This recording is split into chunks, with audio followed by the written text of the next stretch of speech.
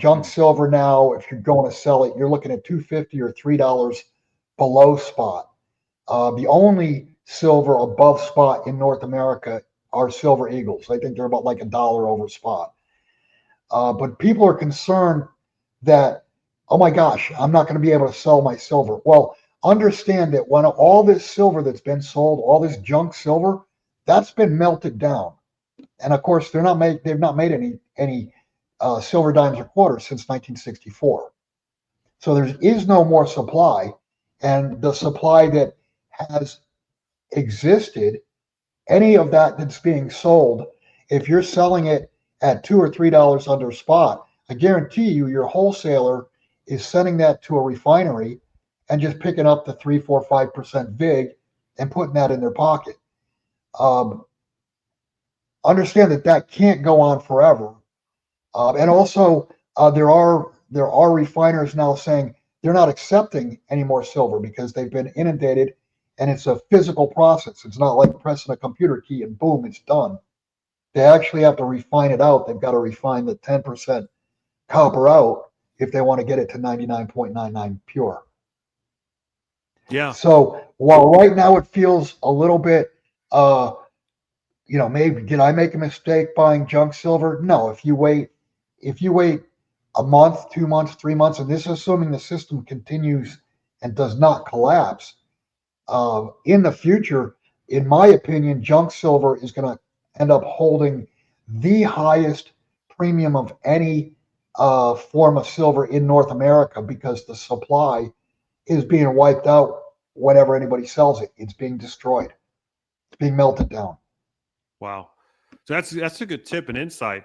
So I want to take it back to a potential market shutdown. Why would a failure to deliver in a metal like silver create a widespread effect of shutting down the entirety of the markets? Why would the stock market shut down and all these other markets shut down? If there's Right. Well, first off, that will bleed over to gold, and gold will also fail to deliver.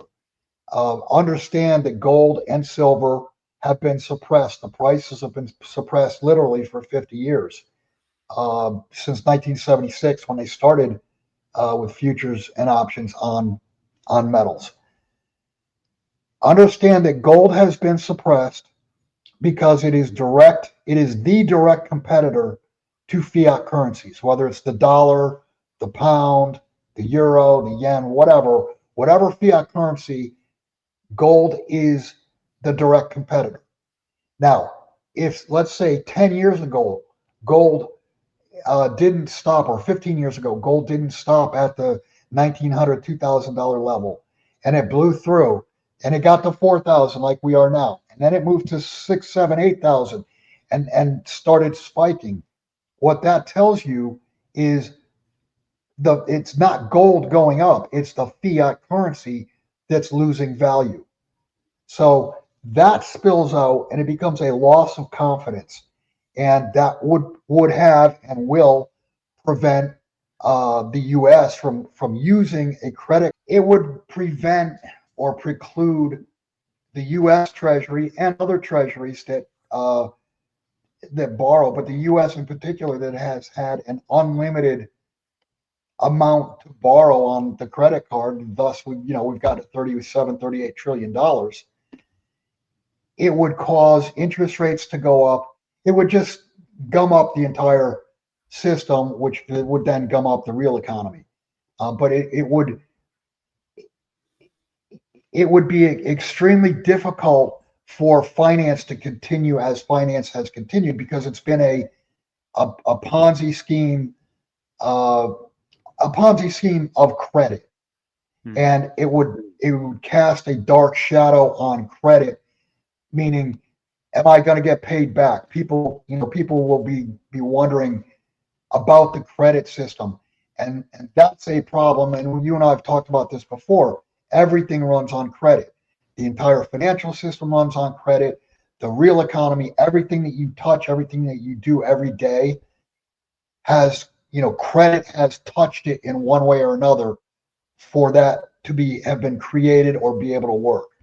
So it's important to understand that silver being such a small market, it's been very easy to manipulate. And they had to manipulate silver harder than gold because if silver ever got on hand, then gold goes. And if gold goes, then you have confidence breaking. And understand it, you were talking about derivatives. It's a zero-sum game in the OTC derivatives market where there's over $2 quadrillion worth of paper or contracts. The problem with that, because it's a zero-sum game, if you have a huge winner, that also means there's a huge loser. And was that loss big enough to put the loser out of business? And if the answer is yes, then the loser can't pay the winner, which means the winner then becomes a loser also. Right. And that will spread across markets everywhere. That'll spread across credit markets. It'll spread across stock markets, equity markets. Interest rates will explode. That'll destroy the ability to carry real estate on debt. It's a seizure or a meltdown of credit is what we're facing. The end scenario, mathematically, no, they cannot fix this. They can't kick the can down the road.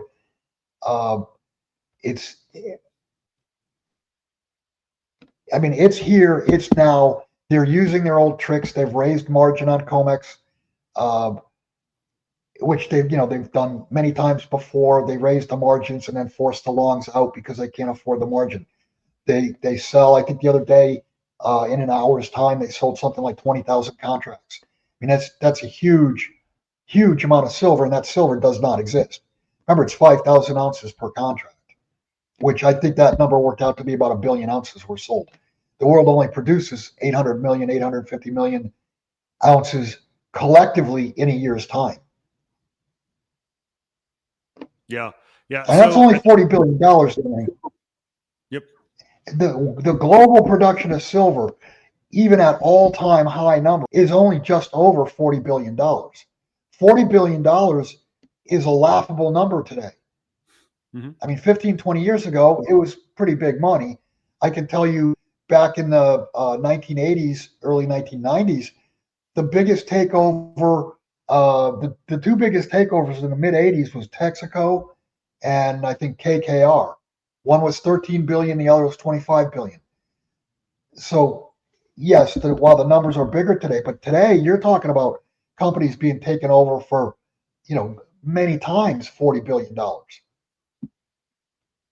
And there's plenty of individuals that are worth over $40 billion. Yep, a billion doesn't go as far as it used to. I mean, you could probably just find like some random crypto shitcoin out there that has a market cap of $40 billion. It's not anything extraordinary, much to your point. Bill, at the start of this program, we talked about some of the shortages we've been seeing in China, some bullion dealers selling silver, for the bullion dealers that do have it in China, selling silver upwards of 20. Just one. Just one. Yeah, just one bullion dealer. That's selling it for $128 I understand an it.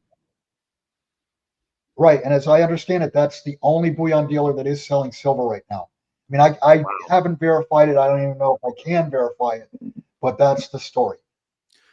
So does it ever become a reality soon that the price begins setting, that China begins setting the price here for silver moving forward?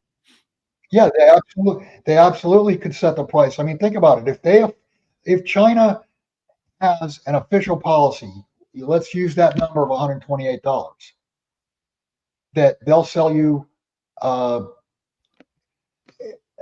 If the price becomes $128 in China, why wouldn't someone buy off of COMEX or buy off of LBMA and turn around and sell it in China? I mean, that's the definition of arbitrage. Yeah. Wow. I mean, so if that does play out, would we eventually see an equilibrium between London, New York, and China when it comes to the pricing mechanism? Yeah, if markets stayed open, of course, the markets will level out. What will happen is they'll find a medium, and if China doesn't bend, And this is something my late partner Jim Sinclair used to talk about.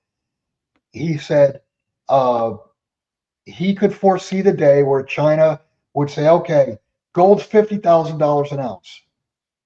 It's bid at 50,000. It's offered at 50,000. What do you want to do? So if they peg the price or set the price at $50,000 or in yuan or whatever, but equivalent of $50,000, then what is the price worldwide?